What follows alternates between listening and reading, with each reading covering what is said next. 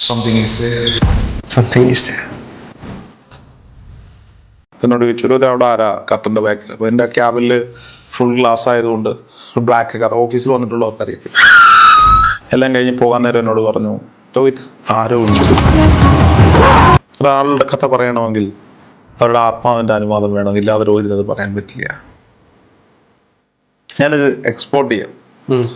അപ്പോൾ പ്രീമിയറിലാണ് ചെയ്യുന്നത്. Control M അടിക്കണം. നമ്മൾ കൺട്രോൾ എം അടിച്ചു, എക്സ്പോർട്ട് പോകുന്നു. പെട്ടെന്നൊരു ഇലക്ട്രിക് ഫ്ലക്ച്വേഷൻ അടിച്ചു. സംതിങ് ഈസ് അത് കൂടാണ്ട് സിസ്റ്റത്തിന് യു പി എസ്. സിസ്റ്റത്തെ യു പി എസിൽ ഒരു ഫ്ലക്ച്വേഷൻ ഒരു സൗണ്ട് കേട്ടു. ആ സൗണ്ട് കേട്ടു. പെട്ടെന്ന് ലൈറ്റുകളൊന്നും മിന്നി. ഈ മൂന്ന് എഡിറ്റിംഗ് മെഷീൻ എടുത്തിരിക്കുന്നത്. ഈ 3 എഡിറ്റിംഗ് മെഷീൻ്റെ മോണിറ്ററിങ് ഒന്നും മിന്നി. അപ്പോൾ ഞാൻ വീണ്ടും യു പി എസ് ഒന്ന് ഓഫ് ചെയ്ത് ഓണാക്കി, സി പി ഓണാക്കി. ഞാൻ സേവ് ചെയ്ത ഫോൾഡർ നോക്കുന്നു, അങ്ങനത്തെ ഫോൾഡറേ ഇല്ല. നമ്മൾ കഴിഞ്ഞ ദിവസം സംസാരിച്ചുകൊണ്ടിരുന്നത് ജോർജ് മാത്യു സാറിൻ്റെ കഥയായിരുന്നു. യഥാർത്ഥത്തിൽ ഈ നെഗറ്റീവ് എനർജി അല്ലെങ്കിൽ പോസിറ്റീവ് എനർജിയൊക്കെ എവിടെയെങ്കിലും അനുഭവിക്കാൻ കഴിഞ്ഞിട്ടുണ്ടോ?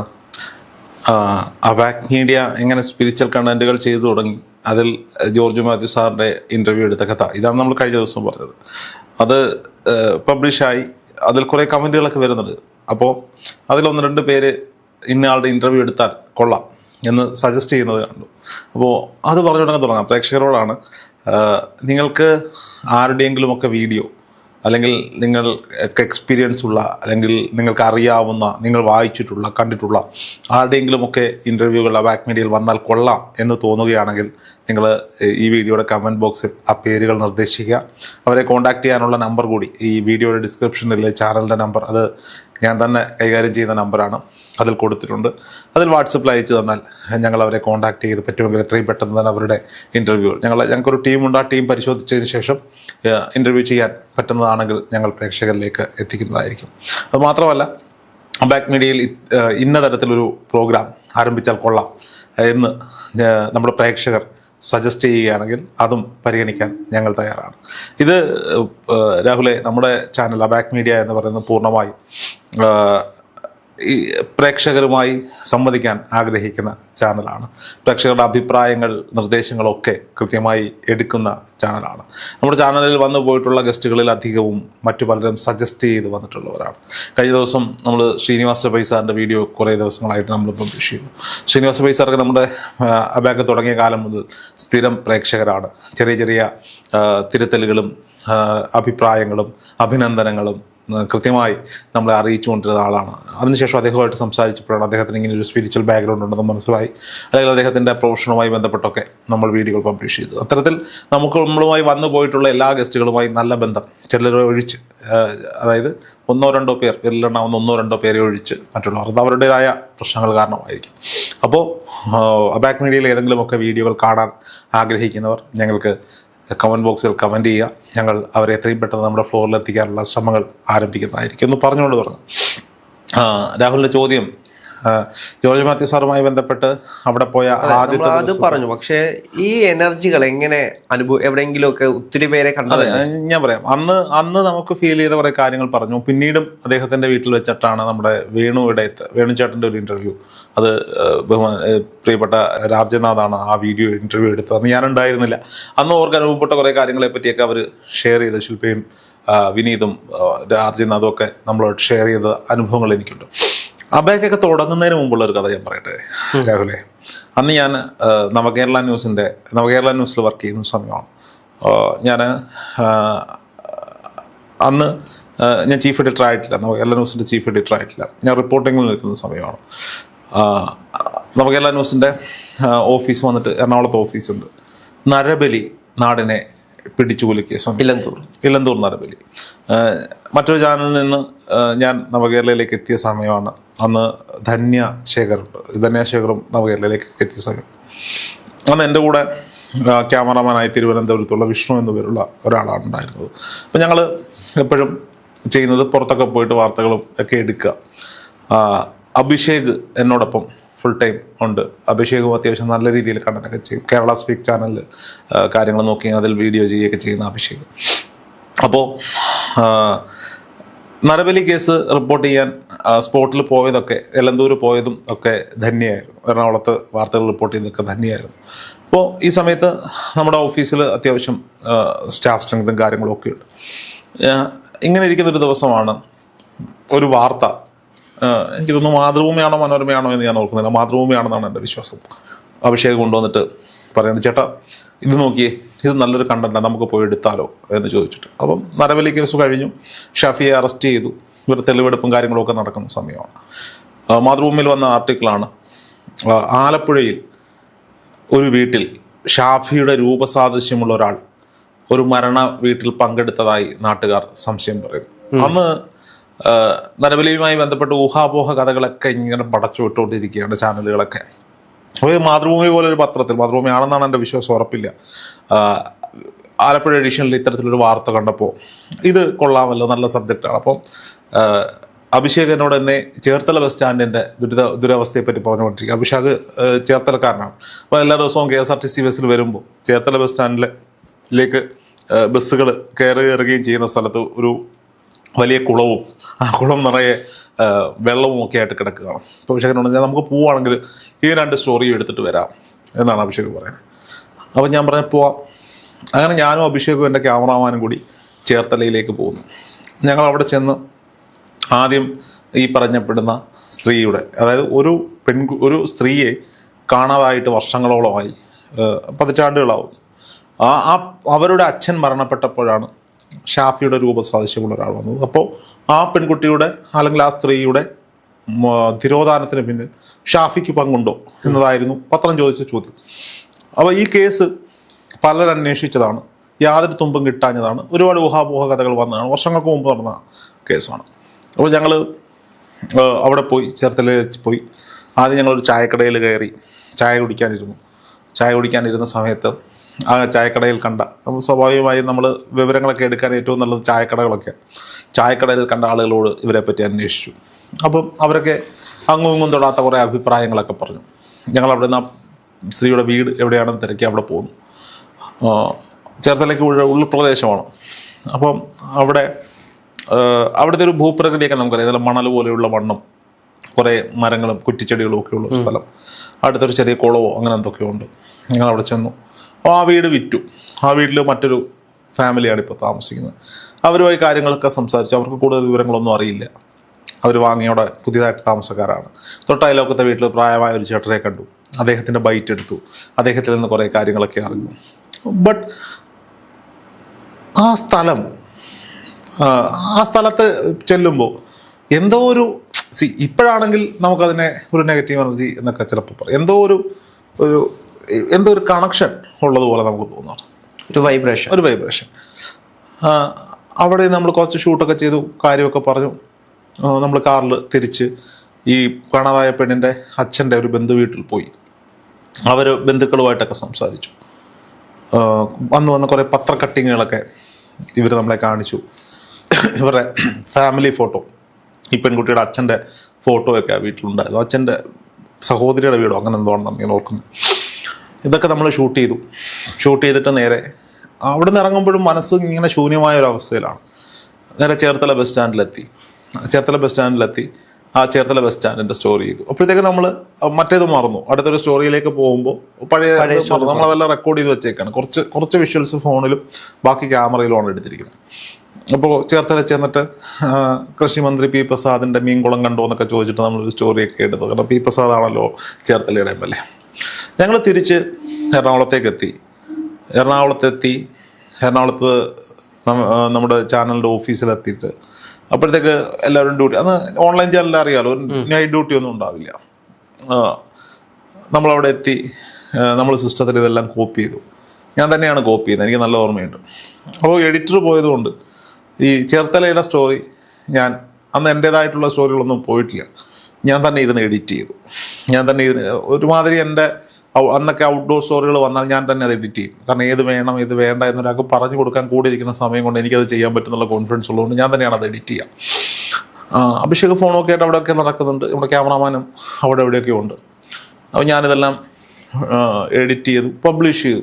അപ്പോൾ സ്വാഭാവികമായിട്ട് ഒരു കാർഡിൽ ഒരു ദിവസം ഷൂട്ട് ചെയ്യുന്ന മുഴുവൻ സാധനങ്ങൾ ഒരുമിച്ചാണ് നമ്മൾ എന്ത് ചെയ്യുക, കോപ്പി ചെയ്യുക.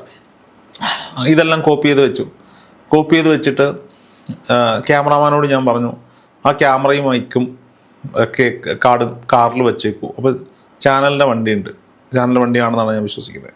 അപ്പോൾ രാവിലെ നമുക്ക് വരുന്ന വഴിക്ക് എന്തെങ്കിലുമൊക്കെ ഷൂട്ട് ഉണ്ടാവും. അപ്പോൾ അതുകൊണ്ട് നമ്മളെപ്പോഴും ഈ ക്യാമറയും മൈക്കും കാർഡും കാർഡിൽ വെച്ചേക്കും. ഈ കാർഡ് തന്നെയാണ് ഞങ്ങൾ അന്ന് എടുത്തു വെച്ച്, ഈ കോപ്പി ചെയ്ത കാർഡ് തന്നെയാണ്.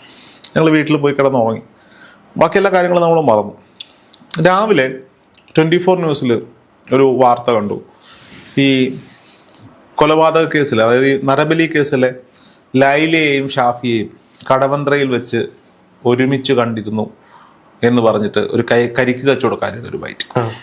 അപ്പം ഞാനും താമസിക്കുന്ന കടവന്ത്രയാണ്. അപ്പം എൻ്റെ ക്യാമറമാനും എൻ്റെ അടുത്ത് തന്നെയാണ് താമസം. അപ്പം ഞാൻ അവനെ വിളിച്ചു, നമുക്ക് രാവിലെ ഷൂട്ട്. അപ്പോൾ അന്ന് രാവിലെ ഈ ക്യാമറയൊക്കെ എടുത്ത് വെക്കാനുള്ള കാരണം, അന്ന് രാവിലെ നമ്മുടെ മോളി കണ്ണമാലി ഉണ്ട്, സിനിമാ നടി മോളി കണ്ണമാലി, ചാളമേരി മോളി ചേച്ചിയുടെ ഒരു ഇൻ്റർവ്യൂ നമ്മൾ പറഞ്ഞു. അപ്പോൾ മോളി ചേച്ചി ഇംഗ്ലീഷ് സിനിമയിൽ അഭിനയിക്കാൻ പോകുന്നു എന്ന് വാർത്ത. അപ്പോൾ ഞങ്ങൾ ചെല്ലാൻ പറഞ്ഞു. അപ്പം നമുക്ക് കണ്ണമാലിക്ക് പോകണം, അതുകൊണ്ടാണ് ക്യാമറയൊക്കെ എടുത്ത് വെച്ചത്. ഞങ്ങൾ അങ്ങോട്ട് പോകുന്ന വഴിക്ക് തൊട്ടടുത്താണ്, ഞങ്ങൾ വീടിൻ്റെ അവിടെ നിന്ന് ഒരു 500 മീറ്റർ ദൂരമേ ഉള്ളൂ. ഈ കരിക്കച്ചവടക്കാരെ കണ്ടുപിടിച്ചു. അപ്പോൾ എവിടെയൊക്കെ തിരക്കിയിട്ട് ഇത് ആരാന്ന് മനസ്സിലാവുന്നില്ല. അവസാനം ഈ 24-ന്റെ വിഷ്വലൊക്കെ വെച്ച് കണ്ടപ്പോഴാണ് 24 അന്ന് കടവന്ത്രയിൽ GCDA കോംപ്ലക്സിൽ ഓഫീസുള്ള സമയം. അതിൻ്റെ മുന്നിൽ കരിക്ക് വയ്ക്കുന്നു. ഇന്ദിരാഗാന്ധി ഹോസ്പിറ്റലിൽ ഒരു കുഞ്ഞു ബോർഡിൻ്റെ അറ്റം കണ്ടു. ഞങ്ങൾ അവിടെ പോയി ആ ചേച്ചിയുടെ അടുത്ത് ബൈറ്റൊക്കെ എടുത്തു. അപ്പോൾ ഇത് ക്യാമറയിൽ ഇട്ട സമയത്ത്, ഈ കാർഡ് ക്യാമറയിൽ ഇട്ട സമയത്ത് ഞാൻ വെറുതെ ഇങ്ങനെ ഒന്ന് സ്ക്രോൾ ചെയ്ത് നോക്കിയപ്പോൾ തലേ ദിവസം വിഷ്വൽസ് ഒക്കെ നമ്മൾ കണ്ടു. അപ്പം ഞങ്ങൾ വിഷ്വൽ എടുത്തു, അവരിത് കണ്ടു. അപ്പോൾ അത് ഒരു 24 അടിച്ച വാർത്തയാണ്. അപ്പോൾ നമ്മളാണ് അടുത്ത് എടുക്കുന്നത്. അപ്പോൾ ഇത് എത്രയും പെട്ടെന്ന് എയർ ചെയ്യുക എന്ന ലക്ഷ്യമാണ്. അപ്പോൾ ഇത് അയച്ചു കൊടുക്കാനുള്ള സംവിധാനം ലാപ്ടോപ്പ് നമ്മൾ എടുത്തിട്ടില്ല. അപ്പോൾ ആ കാര്യങ്ങളൊന്നുമില്ല. അപ്പോൾ ഞാൻ ഓഫീസിലൊരു ട്രെയിനി പയ്യനുണ്ട്, അവനെ വിളിച്ചിട്ട് പറഞ്ഞു, ഓഫീസിൽ നിന്ന് ഒരു കാർഡ് എടുത്തിട്ട് ഈ പനമ്പള്ളി നേറിലേക്ക് വരും, ഒരു കാർഡ് തിരിച്ചു തന്നിടാവും. അവൻ ബൈക്കിൽ ഒരു കാർഡും ഒക്കെ ആയിട്ട് അവിടെ എത്തി. ഞങ്ങളൊരു ചായ കുടിച്ചിരിക്കുന്ന സമയത്ത് അവിടെ എത്തി. ഞങ്ങളുടെ കയ്യിലിരിക്കുന്ന കാർഡ് അവൻ്റെ കൊടുത്തിട്ട് സേഫായിട്ട് കൊണ്ടുപോകണം, ഇത് ഇന്ന് തന്നെ എയർ ചെയ്യണം, അതിൽ കുറേ റഷ് ഉണ്ട്, അത് കളയരുത്, എഡിറ്ററോട് പറയാം, മാറ്റി വെക്കാൻ പറയാം. അവനെ ഇന്ന് കാർഡുമായിട്ട് ഞങ്ങൾ കണ്ണമാലിക്ക് പോകും. മോളി കണ്ണമാലിയുടെ വീടൊക്കെ കണ്ടുപിടിച്ച് വണ്ടിയൊക്കെ പാർക്ക് ചെയ്യുമ്പോൾ ഓഫീസിൽ നിന്ന് എഡിറ്റർ വിളിക്കുക, ചേട്ടാ ആ കാർഡ് സിസ്റ്റത്തിൽ എടുക്കുന്നില്ല. അവൻ ഞാൻ പറഞ്ഞ സിസ്റ്റത്തിൽ എടുക്കാതിരിക്കാൻ എന്താ, ഞങ്ങൾ കണ്ടതാണല്ലോ. ഇല്ല ചേട്ടാ സിസ്റ്റത്തിൽ. ഞാൻ ക്യാമറയിലൊന്ന് ഇട്ട് നോക്കൂ. അപ്പോൾ ലൂമിക്സിൻ്റെ ക്യാമറയാണ് ഞങ്ങളുടെ കയ്യിലിരിക്കുന്നത്, അവിടെ ഉള്ളത് ലൂമിക്സിൻ്റെ ക്യാമറയാണ്. അപ്പോൾ സ്വാഭാവികമായിട്ടും വേറെ പ്രശ്നമൊന്നും വരില്ല, എടുക്കണം. ഈവൻ ക്യാമറയിലിട്ടപ്പോൾ കാർഡ് എറർ കാണിച്ചു. എനിക്ക് ഭ്രാന്തായിട്ട് ഞാൻ പറഞ്ഞു, അവിടെ കാണാൻ വെക്ക്, ഞാൻ വന്നിട്ട് നോക്കാം, മാറ്റി വെക്കുമെന്ന് പറഞ്ഞു. അത് മുളിക്കണ്ണമാലി ചേച്ചിയുടെ വീട്ടിൽ ചെന്നു. അപ്പോൾ നമ്മൾ ഈ ടെൻഷനിലാണ് കയറി ചെല്ലുന്നതെങ്കിലും ചേച്ചിയുടെ ഒരു വൈബ് അറിയാലോ. ചേച്ചി തമാശയൊക്കെ പറഞ്ഞു. ഞങ്ങൾ ആ ഇൻ്റർവ്യൂ ഒക്കെ പൂർത്തീകരിച്ചതിന് ശേഷം തിരിച്ച് ഓഫീസിലെത്തിയിട്ട് ഈ കാർഡ് ഇട്ട് നോക്കുക, സിസ്റ്റത്തിലിട്ട് നോക്കി, ലാപ്ടോപ്പിലിട്ട് നോക്കി, ഒരു രക്ഷയില്ല, കാർഡ് എററായി. അപ്പോൾ നമ്മൾ തിരിച്ചു വരുന്ന വഴിക്ക്, മോളി കണ്ണമാലയുടെ ഇൻ്റർവ്യൂ എടുത്ത് തിരിച്ചു വരുന്ന വഴിക്ക് 24-ന്റെ ഫ്രണ്ടിൽ പോയിട്ട്, അതായത് ഇന്ദിരാഗാന്ധി ഹോസ്പിറ്റൽ ഫ്രണ്ടിൽ പോയിട്ട് ആ കരിക്ക് കച്ചവടക്കാരിയുടെ ബൈറ്റ് വീണ്ടും എടുത്തു. കളയാൻ മനസ്സിലല്ലോ. അപ്പോൾ അത് കൊണ്ടുവന്ന് കൊടുത്തിട്ട് ഇത് എഡിറ്റ് ചെയ്തിടാൻ പറഞ്ഞു. അത് എഡിറ്റ് ചെയ്തൊക്കെ ഇട്ടു. വൈകുന്നേരമായി, എഡിറ്റർമാരൊക്കെ ഇറങ്ങാറായപ്പം എൻ്റെ മനസ്സിൽ ഇങ്ങനെ, എന്നാലും ആ കാർഡിന് എന്താ പറ്റിയ. അപ്പോൾ നമ്മൾ വേറെ ഒന്നും ചിന്തിക്കുന്നില്ല, ടെക്നിക്കൽ എററായിരിക്കാം. ഞാൻ ആ എഡിറ്ററോട് പറഞ്ഞു, ആ സിസ്റ്റം ഒന്ന് വന്നേന്ന് പറഞ്ഞിട്ട് ഞാൻ ആ സിസ്റ്റത്തിൽ കയറി ഇരുന്നിട്ട്, അപ്പോൾ എൻ്റെ മനസ്സിലെന്താ, ഞാൻ തലേ ദിവസം കോപ്പി ചെയ്തിട്ട് ചേർത്തല പോയത് മുഴുവൻ കോപ്പി ചെയ്തിട്ടുണ്ട്. ഞാൻ അവിടെ ഇരുന്നിട്ട് ആ ഫോൾഡർ കണ്ടു, ഓപ്പണാക്കി. രാഹുലിനോട് പറഞ്ഞ ആ ചേർത്തലയിലെ ബസ് സ്റ്റാൻഡിൻ്റെ ഔട്ട് സിസ്റ്റത്തിലുണ്ട്, റഷൊന്നുമില്ല. ശരിക്കും സിസ്റ്റത്തിൽ ഒരു റഷും ഇല്ല. ഷൂട്ട് ചെയ്ത കാർഡ് എററായിപ്പോയി. ഞാൻ ഭയങ്കരമായിട്ട് ഫയർ ചെയ്തു. അവിടുത്തെ അന്നേരമുണ്ടായിരുന്ന എഡിറ്റർമാരോടൊക്കെ ബഹളം വെച്ചു, വഴക്ക്. കാരണം നമ്മൾ അത്രയും ഡീസൽ അടിച്ച് പോയി എടുത്തിട്ട് വന്നൊരു സ്റ്റോറി. അപ്പോൾ ഇവരൊക്കെ പറഞ്ഞു, ഇല്ല ചേട്ടാ ഞങ്ങളൊന്നും ചെയ്തതല്ല, ഞങ്ങൾ കണ്ടിട്ടില്ല. പ്രത്യേകിച്ച് ഞാൻ ഡോൺ ഡിലീറ്റ് എന്ന് പറഞ്ഞിട്ട് ഒരു ഫോൾഡർ എൻ്റെ പേരിൽ ക്രിയേറ്റ് ചെയ്തിട്ട് അവർ തുറന്നു പോലും നോക്കാറില്ല. അത് ഞാൻ എത്രയോ ഫയലുകൾ, ഇമ്പോർട്ടൻ്റ് ആയിട്ടുള്ള ഫയലുകൾ അന്ന് കോപ്പി ചെയ്തിരുന്നു. ഞാനാകെ ഒരു വല്ലാണ്ടായി. അപ്പോൾ എൻ്റെ ക്യാമറ പറഞ്ഞു, നമുക്ക് ചേട്ടാ നമുക്കില്ലെങ്കിൽ ഒന്നുകൂടെ പോകണമെന്നല്ലേ ഉള്ളൂ. അപ്പോൾ അഭിഷേകം പറഞ്ഞ് വിട്, നമുക്ക് നോക്കാം എന്നൊക്കെ പറഞ്ഞ് പോയി. സാധനം പോയി. ഞാൻ വീട്ടിൽ പോയി കിടന്നുറങ്ങി. സത്യം പറഞ്ഞാൽ രാത്രിയിൽ എൻ്റെ മനസ്സ് മൊത്തം ഇന്നാലും അത് പോയല്ലോ എന്നുള്ളൊരു ചിന്തയാണ്. വീട്ടിൽ പോയി കിടന്നുറങ്ങി എന്ന് പറഞ്ഞാൽ വീട്ടിൽ പോയി കിടന്നു. പിറ്റേന്ന് രാവിലെ ഞാൻ വീണ്ടും ഓഫീസിലെത്തി. അപ്പോൾ എൻ്റെ മനസ്സ് മുഴുവൻ സാധനം ചെയ്യണം. അപ്പോൾ എൻ്റെ ഫോണിൽ, ഞാൻ ഓപ്പോയുടെ ഒരു ഫോൺ എന്താണ് ഉപയോഗിക്കുന്നത്, എൻ്റെ ഫോണിൽ ഞാൻ എടുത്തിങ്ങനെ സ്ക്രോൾ ചെയ്ത് നോക്കുമ്പോൾ അവിടെ നിന്ന് എടുത്ത കുറേ ഫോട്ടോസുണ്ട്.